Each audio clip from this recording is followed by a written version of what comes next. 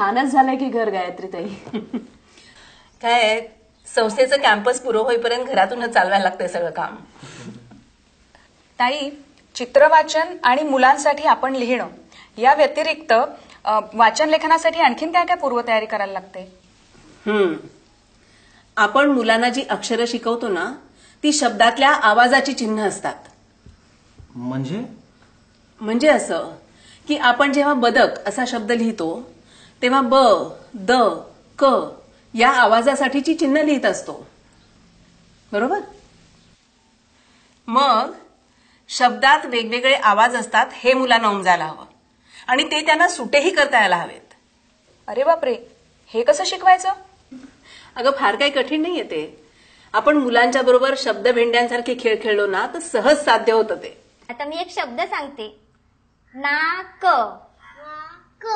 आता क वरून सांगा. काका. काय सांगितलं रेणुकानी?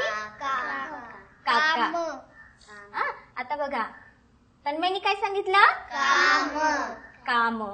आता म वरून सांगा. काय? मक्का. आता का वरून सांगा. काम. काम. आता म वरून सांग परीक्षित. काय सांगितलं? मामा. आणि मग तन्मयनी काय सांगितलं? मासा. स वरून सांगा. काय सांगितलं परीक्षितनी? सागर.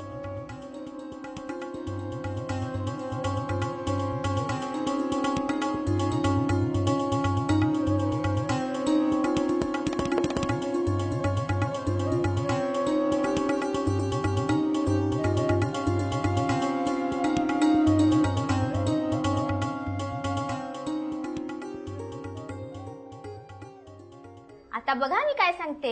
आता शेवटी म येणारा शब्द. मामा. शेवटी म येणारा सांगायचा. मामा. मामी. काम. का. म आला शेवटी म. पुन्हा सांगा शेवटी म येणारा. काय? घाम. असा शेवटी म ऐकायला आला पाहिजे.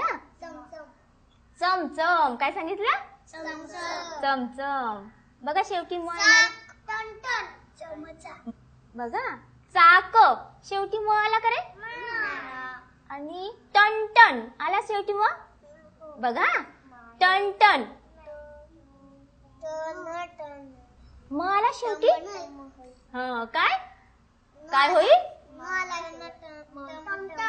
टमटम. काय? टमटम.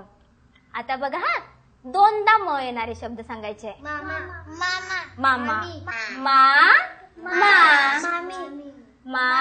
मी. आला का? चम. आला दोनदा म. पुन्हा बघा असा पाऊस पडतो. आला दोनदा म. आता मध्ये म येणारा. कमळ. प्रांजळ मध्ये म येणारा सांगा. चिवचिव काय करते ग? चिमणी.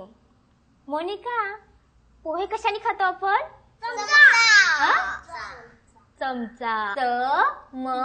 सा आला मध्ये मग. बघा आकाशातून असं उडतं.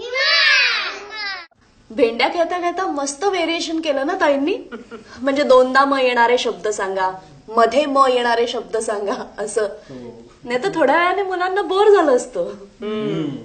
म्हणजे मूळ हेतूला धक्का न लावता असे अनेक बदल करू शकतात ना शिक्षक खेळात.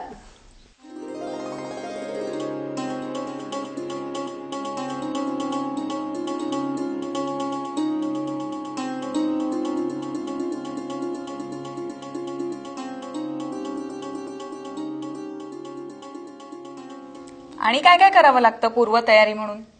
कधी कधी गोष्टीची पुस्तकं मुलांना वाचून दाखवली ना तर लेखी भाषा त्यांच्या कानावर पडते. आपण नेहमी गोष्टी सांगतो ना त्याच्यापेक्षा वेगळं असतं. वेगळं ते कसं? म्हणजे वाचून दाखवताना आपण चेहऱ्यावरचे हावभाव कमी करतो. वाचताना वाक्यरचनाही बऱ्याच अंशी प्रमाण भाषेत असते. त्यामुळे होतं काय, मुलांची हळूहळू लेखी प्रमाण भाषेशी ओळख वाढायला लागते. म्हणजे वर्गात गोष्टीची पुस्तकं वाचून दाखवायला हवीत, नाही का? हो ना, मुलांना वाचून दाखवणं हाही वाचन पूर्वतयारीचाच भाग आहे.